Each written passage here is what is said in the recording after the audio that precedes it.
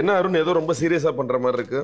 ஆமா sir, group 2 exam preparation. So இந்த time வந்து எப்படியாவது குரூப் 2 இந்த எக்ஸாமை கிளியர் பண்ணிடணும்னு ஒரு ஃபுல் மோட்டோவோட ப்ரிப்பேர் பண்ணிட்டு இருக்கேன். Very good very good. Group 2 எப்படி ப்ரிப்பேர் பண்ண போற? சார் ஜென்ரலாவே குரூப் எக்ஸாம்ஸ்னா ஸ்கூல் புக்ஸ் தான் சார் அல்டிமேட்டா சொல்லுவாங்க. அதனால குரூப் 2 இந்த ப்ரிப்பரேஷனும் நான் ஸ்கூல் புக்ஸ்ல இருந்து தான் ஃபுல்லா ஸ்டார்ட் பண்ணி அதை அப்படியே கொண்டு போயிடலான்னு இருக்கேன் சார். சரி, ஆனா ஸ்கூல் புக்கை நீ ஓபன் பண்ணி வச்சாலே தூக்கம் வருமே, என்ன பண்ண போற? ஆமா சார், வருதுதான். அதை எப்படி ஓவர் கம் பண்ணி பண்ற? கஷ்டமா தான் சார் இருக்கு, ஆனா வேற வழி இல்லை சார். இதுதான் ஈஸி சோர்ஸா இருக்கு, நமக்கு எல்லாமே கண்டென்ட்டும் இதுல இருந்தா கொஸ்டின்ஸும் எடுக்கிறாங்கன்னு தெரியுது. அதனால கொஞ்சம் கஷ்டமா தான் சார் இருக்கு அது. ஃபைன். ஆனா இப்ப நமக்கு இருக்கிற 50 நாள்ல நீ ஸ்கூல் புக்கை எப்படி ஃபுல்லா முடிப்ப? என்ன நடக்கும்னா, நீ ஸ்டார்ட் பண்ணுவ, ஒரு வாரம் பண்ணுவ, அதுக்கப்புறம் இது எல்லாம் நம்மளால கம்ப்ளீட் பண்ண முடியாதுன்னு தூக்கி போட்டுட்டு வேற ஸ்ட்ராட்டஜிக்கு போயிடுவேன்.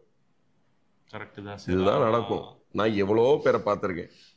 அப்போ சரி சார், அப்போ யூடியூப் வீடியோவா பார்த்தோம்னா ரிட்டென்ஷன் இருக்கும்ல. நம்ம இந்த மாதிரி ஸ்கூல் புக்னா கொஞ்சம் வேகா இருக்கும் படிக்கிறதுக்கும். பட் யூடியூப்ல தான் நமக்கு ஃபுல் கண்டென்ட் ஃப்ரீயா நிறைய சோர்சஸ்ல இருக்கு. அப்போ யூடியூப் வீடியோஸ்ல நான் பார்த்து அப்படியே அந்த ப்ரிப்பரேஷன் அது ஒர்க் ஆயிரும்ல சார். அது ஈஸியாவும் இருக்கும் எனக்கும். சரி, இப்போ யூடியூப்ல நீ ஃபண்டமெண்டல் ரைட்ஸ் டைப் பண்ற, ஒரு 10 வீடியோ வரும். அந்த 10 வீடியோல நீ எதுன்னு ஃபர்ஸ்ட் ஸ்க்ரூட்டனைஸ் பண்ணணும், பண்ணி அதை பார்க்கணும். அதுக்கே ஒரு டைம் ஆகும். இன்னைக்கு பிரச்சனையே என்ன அப்படின்னா, எஜுகேஷன் இன்ஃப்ளேஷன். எக்கச்சக்கமான வீடியோஸ் இருக்கு. எதை பார்க்க போற? உன்னுடைய சோர்சஸே நீ எப்பவுமே லிமிட் பண்ணி வச்சிருக்கணும், ஷார்ட்டா வச்சிருக்கணும். அப்பதான் உன்னால வந்து கிளியர் பண்ண முடியும். ஆமா சார், ஏன்னா நீங்க சொல்றது கரெக்ட். நான் வீடியோ பாக்குறப்ப கூட சில நேரம் இதுக்கு பதிலா இன்னொரு வீடியோல பெட்டரா இருக்கும் இந்த கண்டென்ட், இன்னொரு வீடியோல அப்படின்னு இருக்கும். இடையில வேற ஏதாவது வீடியோ வரும், அப்படியே மாறி வேற வீடியோஸ் பார்த்து வேற வீடியோ நீ குவாலிட்டியே பார்த்தா பரவாயில்ல. நீ படமோ இல்ல இந்தியன் 2 ரிலீஸ் ஆயிருக்கணும் நீ உட்கார்ந்தனா, இது எத்தனை தடவை நடந்திருக்கு? நிறைய தடவை நடந்திருக்கு சார். இல்ல ஷார்ட்ஸ் ஸ்க்ரோல் பண்ணிட்டே போறது எத்தனை தடவை நடந்திருக்கு? அது கண்டிப்பா டிஸ்ட்ராக்ட் ஆயிரும் சார். அது உள்ள இருந்து படிக்கிறது கஷ்டம். சோ இன்டர்நெட்டை நீங்க ரொம்ப மினிமலா வச்சுக்கணும். சரி சார், அப்போ டெஸ்டா ஃபுல்லா எழுதிட்டா எப்படி சார்? டெஸ்ட் சீரிஸா பர்ச்சேஸ் பண்ணி டெஸ்ட் சீரிஸ் மட்டும் போட்டுட்டோம்னாலே நமக்கு டைமுக்கு அதை முடிச்சிடலாம்ல சார். எல்லா கொஸ்டின்ஸும் பார்த்துடலாம். நிறைய ஒரு 4-5 இடத்துல டெஸ்ட் சீரிஸ் வாங்கி அதை ஃபுல்லா போட்டு. நீ சொல்றது எல்லாமே வந்து ஒரு 6 மாசம் ஒரு வருஷம் ஸ்ட்ராட்டஜியா இருக்கு. இப்ப நீ டெஸ்ட் சீரிஸ் எழுத போற அப்படின்னா அதோடைய சோர்ஸா உனக்கு ஷெட்யூலுக்கு அப்புறம் ஷெட்யூல் கொடுத்துருவாங்க. சோர்ஸா என்ன கொடுப்பாங்க? சோர்ஸ்லாம் எதுவும் இருக்காது சார். திருப்பி ஸ்கூல் புக் தான் கொடுப்பாங்க. ஆமா, திருப்பி ஸ்கூல் புக் தான் கொடுப்பாங்க. அப்ப அந்த ஸ்கூல் புக்கை நீ திருப்பி எடுக்க வேணான்னு தான் டெஸ்ட் சீரிஸ் வர்ற. ஆமா, ஆனா திருப்பி அங்கேயே போறோம் சார். அப்ப இது என்னதான் சார், இல்ல ஷார்ட் நோட்ஸ் மாதிரி இருக்கும்ல சார். ஸ்கூல் நோட்ஸே நிறைய ஷார்ட் இதுவா போட்டு ஷார்ட் அண்ட் நோட்ஸ் மாதிரி எல்லாம் ப்ரிப்பேர் பண்ணி இருக்குல்ல சார். அந்த ஷார்ட் அண்ட் நோட்ஸ் கிடைக்கும். ஃப்ரெண்ட்ஸ் கிட்ட எல்லாம் வாங்கி வச்சிருக்கேன் சார். கரெக்ட். நீ எழுதுனா ஷார்ட்டா உனக்கு புரியும். நீ ஃப்ரெண்டோட நோட்டை வாங்கினா அவன் என்ன மென்டாலிட்டியில எழுதியிருக்கான் அப்படின்னு புரியாது. அவன் ஸ்கூல் புக்கை ஃபுல்லு படிச்சுட்டு ஷார்ட் நோட் எழுதியிருப்பான். அதுல கன்ஃபியூஷன் தான் மிஞ்சும். ஆமா சார், அப்ப அதுவும் சார். அப்ப லாஸ்ட் ஆப்ஷன் எனக்கு தோன்றது ஃபுல்லா ப்ரீவியஸ் இயர் கொஸ்டினா எடுத்து சால்வ் பண்ணி, ஏன்னா நிறைய ரிப்பீட்டட்லாம் வருது.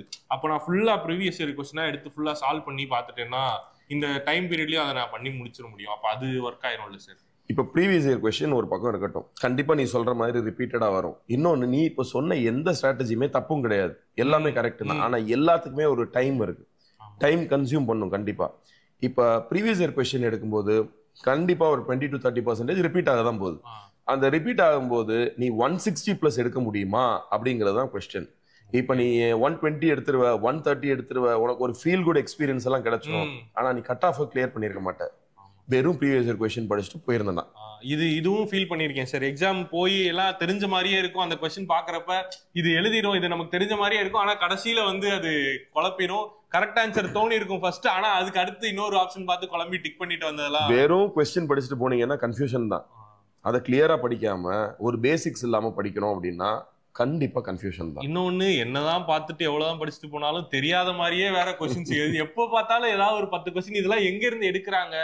அது அந்த டைம்ல அதுவும் ஃபர்ஸ்ட் 4 கொஸ்டின்ல அந்த மாதிரி வந்துருச்சுன்னா ரொம்ப பிரேக் ஆயிருது சார். அது அப்புறம் எதுவுமே எழுத முடியாத மாதிரி ஆயிடும். ஃபர்ஸ்ட் அப்ப 10 விட்டுட்டு அதுக்கப்புறம் ஸ்டார்ட் பண்ணனும். அதுதான் பண்ணணும். ஓகே, அப்ப என்னதான் சார் இதுக்கு நான் அப்ப இந்த 50 நாள்ல அப்ப இந்த எக்ஸாம் விட்டுறவா சார்? அடுத்ததான் எழுத முடியுமா? கண்டிப்பா நீ விடக்கூடாது.